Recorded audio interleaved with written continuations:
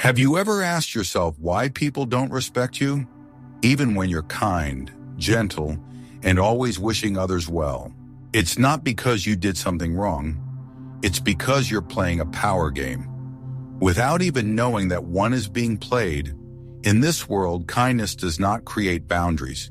It simply opens the door for others to walk in without knocking. But silence, coldness, in the capacity to be cruel. Though never used, that is what makes them cautious. No one tells you this because they don't want you strong. They want you obedient. They want you predictable. But Machiavelli made it clear, the world does not reward the good, it submits to the strong. If you've ever been taken advantage of for being too kind, if you've ever felt left out despite always trying to do the right thing, if you've ever wondered why the less competent rise while you remain overlooked, watch this video to the end. Because what you're about to hear will change how you see the world. Forever, not so you become cruel, but so that you are never trampled again. Don't miss this. Hit like, subscribe, and turn on notifications because from now on, we don't live in illusion. We live in clarity, and clarity is always stronger than comfort. Number 1. The illusion of kindness. First, let's confront the paradox. We were raised with the saying, be good and good will come to you. But real life constantly proves the opposite. When you behave too gently, people don't necessarily appreciate it. More often, they see it as a welcome mat to step over and claim space. Marcus Aurelius once warned, do not expect the world to be kind just because you are kind. He wasn't promoting cruelty, he was forcing us to understand that kindness without boundaries is simply an invitation to be taken advantage of. It sounds harsh, but sometimes it's the harsh truths that finally free us from illusion. Now consider the psychology of power. People are drawn to the hidden potential for resistance that lies beneath calmness. Seneca compared inner strength to a smoldering fire. Silent yet burning hot, enough to make others wary. That's why timely silence, not constant smiling, is the invisible barrier. Steve Jobs is a modern example. In many meetings, he would simply sit and observe.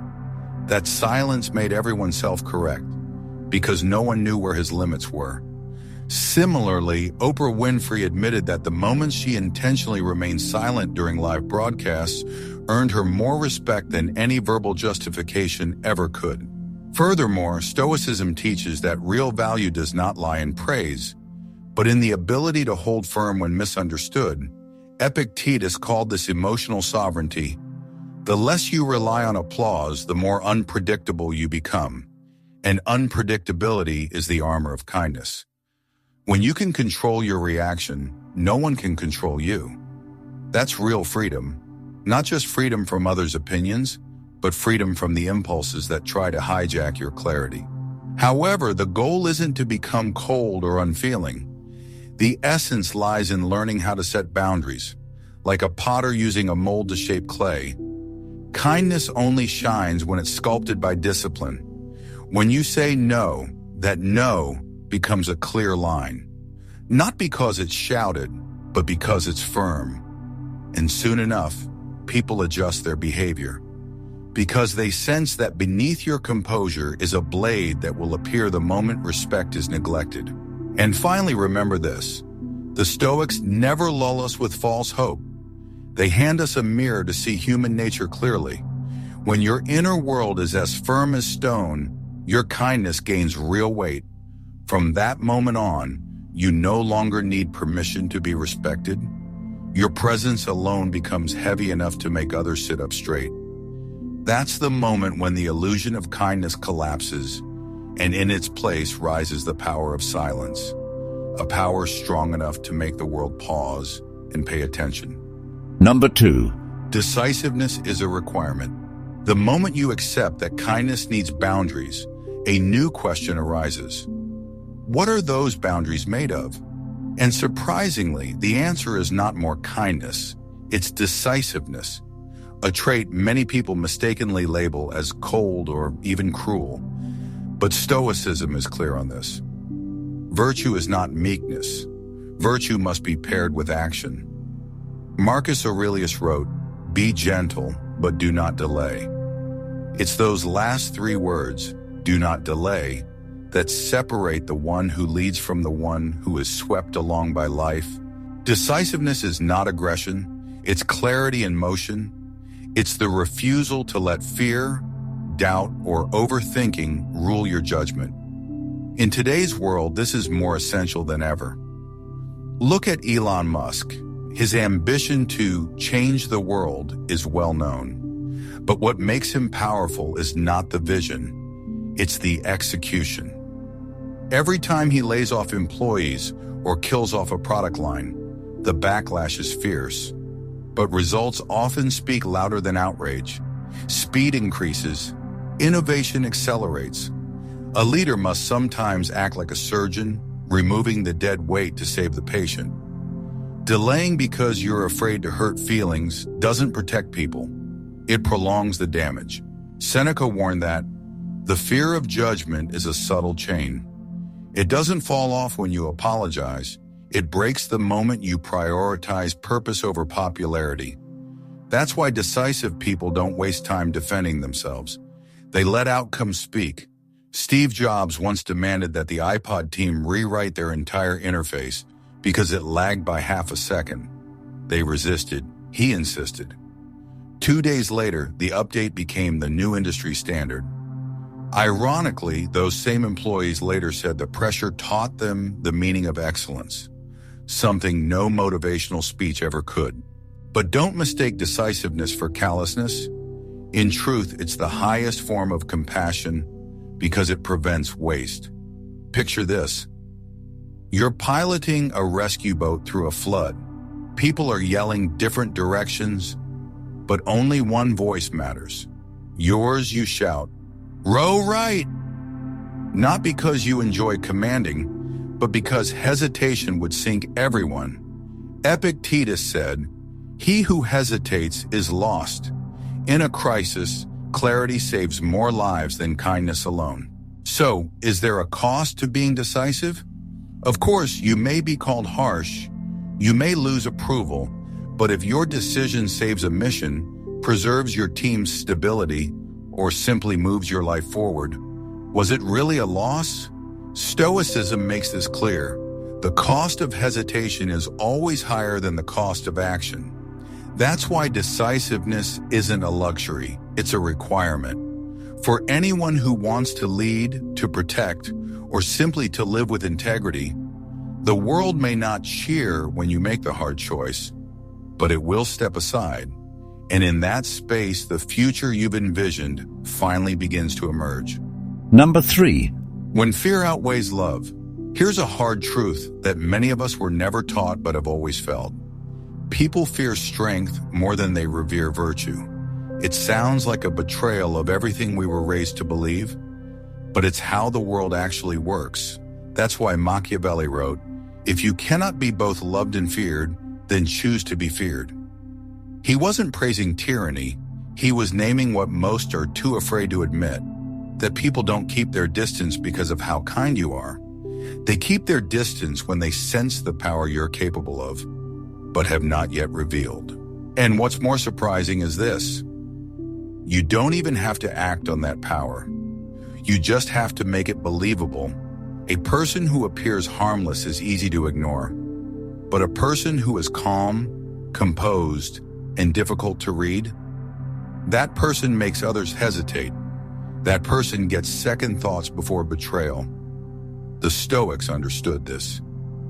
They didn't rely on anger or theatrics to command a room. They relied on stillness, on silence.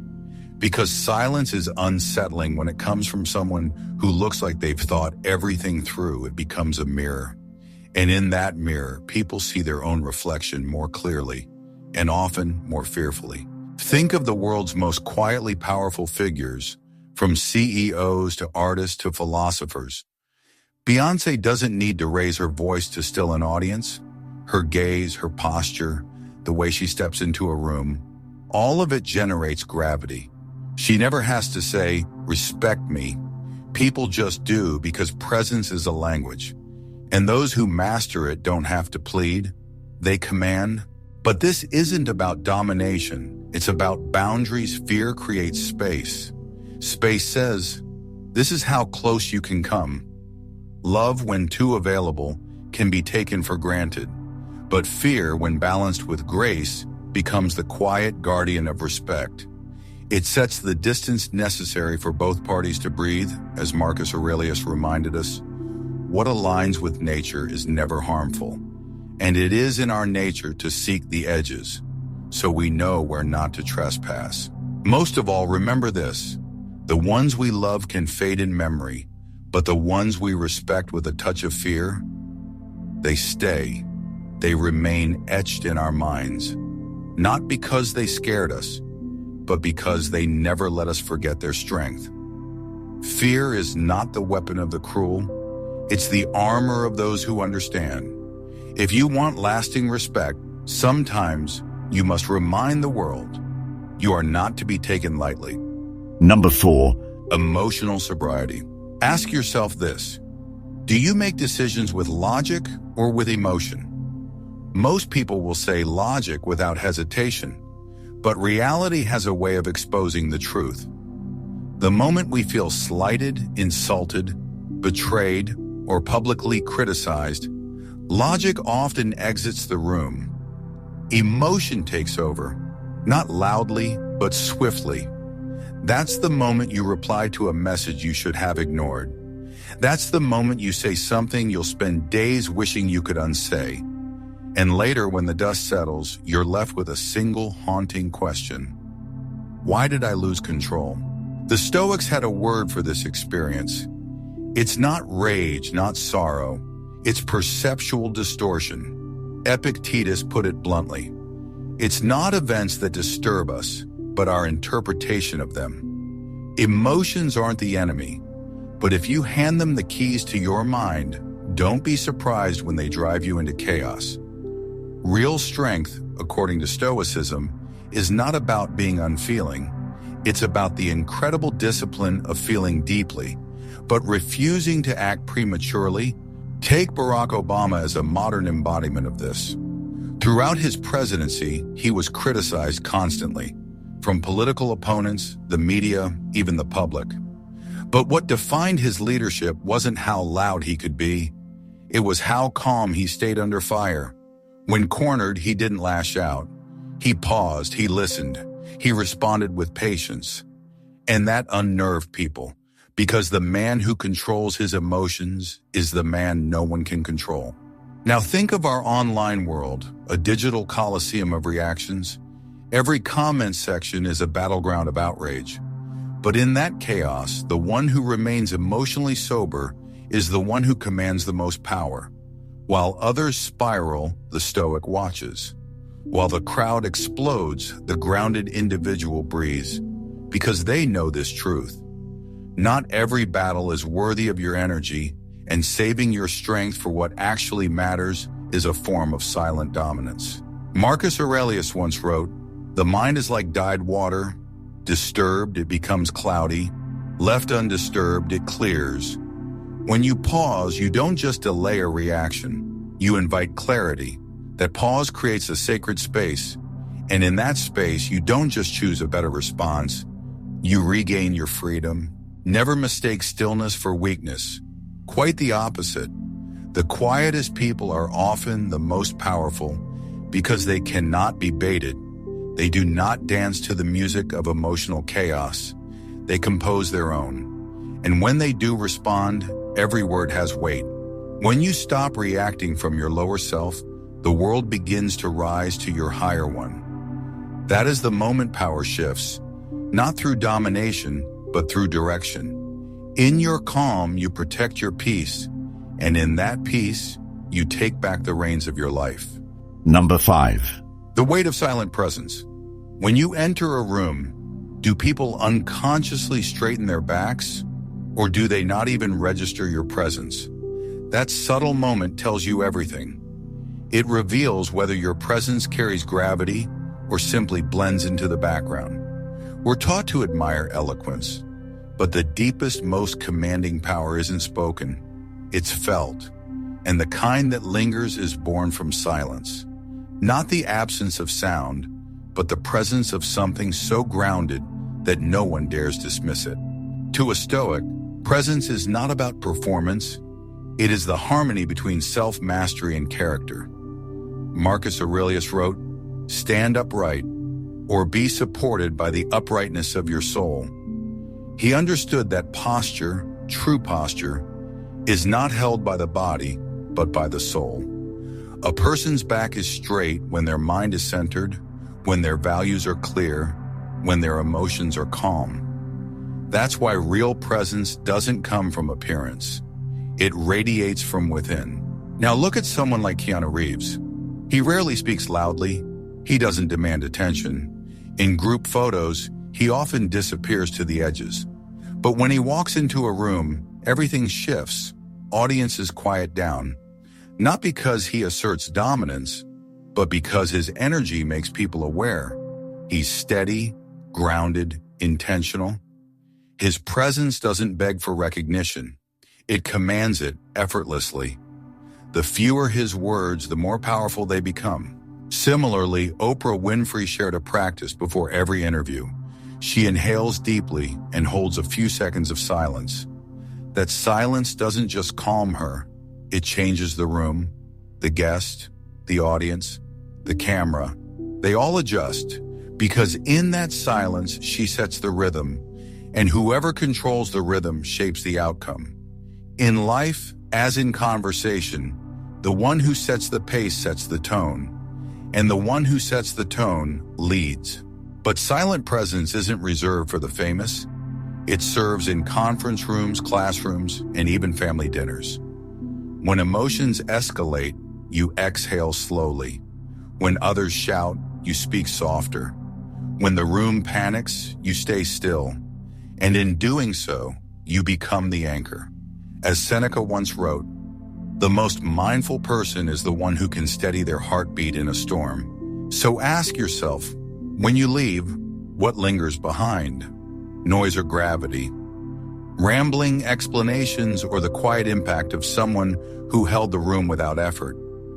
When your inner world is as solid as stone, you don't need to prove anything. You simply exist with such poise that your silence carries weight. You say less, but those few words echo longer. And once you master this, you'll notice something strange, yet undeniable. Respect walks ahead of you. And even if your name is never shouted, it will be remembered. Number 6, choose clarity over comfort. Let's begin by confronting one of the most persistent traps in human behavior. People would rather feel momentarily comfortable than face lasting truth. They avoid honest conversations to keep things smooth. They compliment what they don't admire, tolerate what they shouldn't, and say nothing when something needs to be said. Why? Because truth disrupts. But what they fail to realize is that avoiding disruption now only guarantees destruction later. The Stoics saw this clearly. Marcus Aurelius warned, "Truth, though jagged, protects us more securely than a sweet-tongued lie ever could." Clarity is not always kind to the ego, but it is always kind to reality. Look at Satya Nadella. When he became Microsoft's CEO in 2014, he walked into a culture proud of its past. But asleep to the future, he didn't offer comfort. He issued a challenge. He dismantled the company's obsession with old glories and instead asked everyone to reflect daily. What did we learn today? Not what did we finish or how did we win, but what did we learn? That question, repeated like a mantra, shattered old mindsets. It laid the groundwork for Azure's explosive growth and helped resurrect Microsoft as a force of innovation. If Nadella had opted for comfort, Microsoft might still be dozing under the blanket of its Windows legacy. Seneca put it perfectly. No one is more lost than the one walking through a fog of their own making. That fog isn't always made of lies. Sometimes it's built from polite meetings, empty affirmations, or fake consensus. It's the comfort of unclear expectations. the haze of pretending everything's fine, but clarity, even when it burns like harsh sunlight in tired eyes, shows us the cliff, and seeing the cliff is better than tumbling off it. Now look at Marie Kondo. Her method may sound gentle, spark joy, but its foundation is brutal honesty.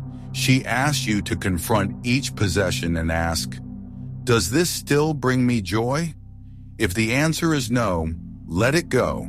That one small act of clarity has freed millions from emotional clutter. Her philosophy isn't about aesthetics, it's about discernment, about knowing what belongs and having the courage to release what doesn't. The Stoic doesn't chase what feels good. He seeks what is true. He knows the cost of vague comfort is always higher than the sting of clean truth. And when you choose to say the thing that needs to be said, cut the thing that needs to be cut, and reveal what others hide, you may feel alone for a moment, but you gain something far more valuable. Trust, not fleeting approval, but the kind of trust that anchors respect. Because when clarity becomes your way of life, comfort follows, but never comes first. Number 7, the price of power. When you see a powerful leader, it's tempting to think, they're so lucky. But as Marcus Aurelius wrote in his Meditations, the crown may look golden, but it is always heavy. Power often appears to be a gift, but before it ever rewards, it extracts a toll. And the first thing it takes is your comfort, your solitude, your ease, and your ability to live without scrutiny. One of the core Stoic principles is amor fati, to love your fate not in spite of the burden, but because of it. Marcus didn't just face war or politics. He faced plague, famine, conspiracies, betrayal. From within his court and from beyond the walls, each decision had the weight of empires behind it. And still, at the end of each day, he didn't ask if he had won. He asked if he had lived by reason, because for the truly powerful, the worst failure isn't public, it's internal, drifting away from one's moral compass. Think also of Angela Merkel, quiet, restrained, rarely theatrical. During the Eurozone crisis, she faced relentless backlash. Yet she stood her ground, introducing rescue plans that were widely unpopular, but ultimately saved the region from collapse. She wasn't merciless. She was simply steady-handed when the economy was hemorrhaging and no one else dared to act. Sometimes leadership means being the one who cuts, not to harm, but to heal. Seneca once warned, "He who fears being hated should not lead." Jeff Bezos would likely agree. If you don't want to be criticized, don't do anything new. Amazon receives complaints daily, but Bezos kept his eye on the horizon. Every step forward draws criticism, and only those who can tolerate discomfort get to shape the future. As the Stoics would say, if you want to hear the thunder, you must first withstand the storm. But the cost of power isn't only criticism, it's discipline. It's giving up weekends to stress test worst-case scenarios. It's waking early, sleeping little, studying constantly, and reviewing every link in the chain for cracks. It's sacrificing privacy, even your right to vent, because true leadership demands composure in moments others would collapse. And then there's the paradox of letting go. As the Stoics teach, you only truly own what you can release. Yvon Chouinard, founder of Patagonia, proved this. He handed over ownership to an environmental trust, relinquishing profit to preserve principle. It shocked many, but he wasn't chasing control. He was protecting the soul of what he built. So ask yourself, are you ready to be misunderstood, exhausted, and accountable for more than just yourself? If the answer is uncertain, strengthen your inner core first, Epictetus reminds us. He who is unprepared for hardship will suffer twice. Yes, power can be earned, but only after it has charged you for every hidden cost that no outsider ever sees. Number 8, decisiveness as a shield. Picture this. You're steering a wooden boat across icy waters. The surface is still, deceptively calm, But beneath, jagged icebergs drift without warning. One small strike can splinter the hull. Life works the same way. The dangers aren't always obvious. A handshake can hide betrayal, a smile can mask envy, and a soft voice can carry a lie. That's why the Stoic never sails unguarded. They don't live in paranoia, but in preparation, not to push people away, but to ensure they're not blindsided by what others miss. Seneca captured this perfectly. The wise man wears armor beneath his fine robes. This is not paranoia. It's composure fortified by principle. This is what true decisiveness is. Quiet firmness, not recklessness, gentleness in tone, steel in execution. We see it clearly in Mary Barra. When she stepped into leadership at General Motors, she faced a deadly ignition defect scandal. Her response was swift and unapologetic. She ordered massive recalls, fired responsible managers, and absorbed billions in short-term losses. Investors panicked, critics circled. But over time, the company recovered. And more importantly, its reputation was rebuilt. Why? Because she acted early with conviction. That's what a shield looks like when wielded with grace. Epictetus warned us, the real enemy is not outside the gates, it is our own hesitation. And hesitation is precisely what weakens the shield. Decisiveness forges it stronger. Reed Hastings understood this deeply. In 2011, he split Netflix's services, DVD and streaming, knowing it would provoke outrage, and it did. Customers canceled. Critics scoffed.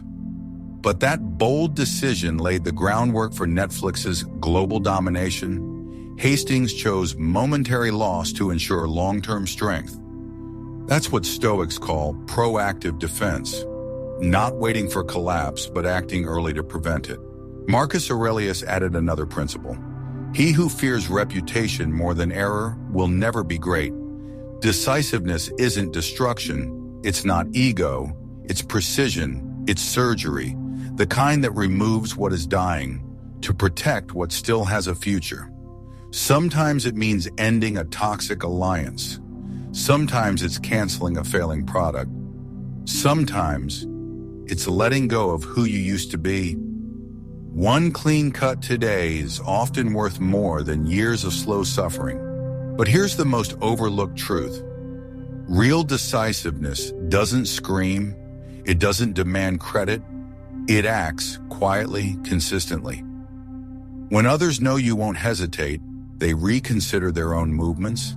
They stop testing your limits, and in that silence, your values are protected. Because your kindness is no longer exposed. It's shielded, hardened, guarded by clarity. You no longer wait for the wave to crash. You patch the boat before the storm arrives. Number 9, legacy is born from discipline. Do you want your name to echo long after the lights go out, or just flicker like fireworks and fade? That single question separates dreamers from builders, because as Seneca warned, reputation belongs to the patient, not the loud. Yet so many chase short-term hits, willing to trade depth for applause that fades before it settles. They hunger for recognition but forget the one thing that builds a name worth remembering. Repetition forged in fire.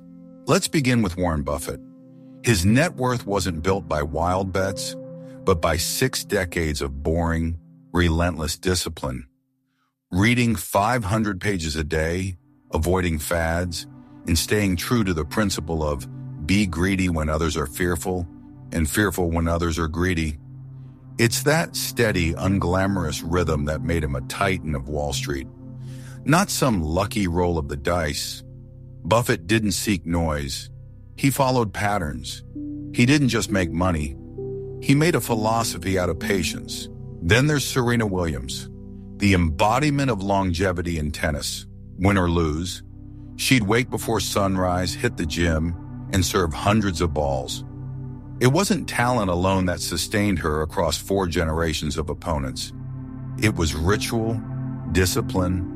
The cameras captured her victories, But it was the unseen mornings, the endless drills, the aching muscles. That's where greatness truly lived. And while the world quickly forgot yesterday's match, they never forgot her brutal training ethic. Marcus Aurelius once wrote, "Today's action becomes tomorrow's fate." In other words, legacy isn't forged in moments of brilliance. It's shaped by the small decisions repeated over time, often in silence, like the stonemason striking a rock for the 100th time. The crack only appears on that last blow. No one sees the 99 before it, but without them, the stone never breaks. Discipline is also your shield. When the markets crash, Buffett still reads reports. When critics howl, Serena still counts her squats. Repetition becomes protection. It clears the fog of emotion. It replaces anxiety with structure and noise with certainty. And in the quiet days that seem uneventful, something powerful builds. Their steps get heavier. Their decisions echo longer. Let's not forget, discipline isn't just repetition. It's also clarity. It tells you when to say no to distraction, yes to the routine, and not yet to applause. Marie Curie worked in obscurity long before earning global acclaim. It wasn't brilliance that built her legacy. It was resilience in silence, anchored in purpose. And finally, legacy doesn't need fireworks. It needs depth. Eventually, you realize applause doesn't guarantee impact. Only discipline does. So ask yourself, what action are you repeating today that's shaping your tomorrow? If the answer is none yet, then begin now. Because as Epictetus reminds us, you become what you practice, and what you practice without fail, that's what echoes long after you're gone. Number 10, awaken relentless power. You've now arrived at the final threshold, the invisible line that separates those who merely understand the game of power from those who dare to move the board itself. Machiavelli gave us the map. The Stoics gave us the inner armor. But walking through the gate, that's a decision only you can make, and that decision changes everything. Let's begin with Oprah Winfrey. Her childhood wasn't just difficult. It was filled with pain, poverty, and labels meant to shrink her. But instead of accepting the role of a background character in someone else's story, she chose to author her own. She chose to speak up. She chose to walk away. And most importantly, she chose relentless action over passive hope. Over time, the world had to adjust its orbit around her, not because she asked for it, but because she outlasted every attempt to define her by her past. That is Stoic transmutation in action. Not just enduring the storm, but turning it into fuel. Marcus Aurelius reminds us, your life is what your thoughts constantly shape. And your thoughts, they're reflected in your choices, what you tolerate, what you pursue, what you walk away from without needing applause. If your mind is stuck pleading for approval, your actions will shrink to fit other people's comfort zones.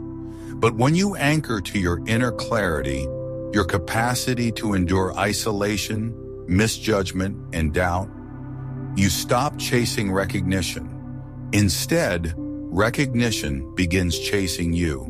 Now look at Elon Musk, reckless, they called him, arrogant, detached from reality. And yet, while critics tweeted, he acted, he made decisions that looked insane until they changed entire industries. What made the difference? He wasn't waiting for permission. He wasn't trying to be liked. He moved forward with the certainty that time would vindicate what noise tried to dismiss. That's Stoicism in motion. Do what is right, not what is popular. But here's the warning. Power is not the same as bravado. True power is quiet. It doesn't interrupt. It simply arrives and makes its presence known. The Stoic is not cruel, but he's not available to be used. He speaks little, but each word shifts the room. That restraint is not fear, it's discipline. And discipline is what turns presence into gravity. So the final question is this. Will you keep rehearsing your potential, or will you finally step into it? Because once that silent, immovable power inside you wakes up, the world won't just notice, it will adjust. And in that moment, you don't just exist. You shape the atmosphere, you write the rules. If this message struck something deep in you, don't let it fade. The world doesn't need more agreeable people. It needs the grounded, the focused, the unshakable. You weren't born ruthless, but somewhere along the way, life taught you that softness without boundaries invites chaos. So sharpen your edge, not to harm, but to hold your ground.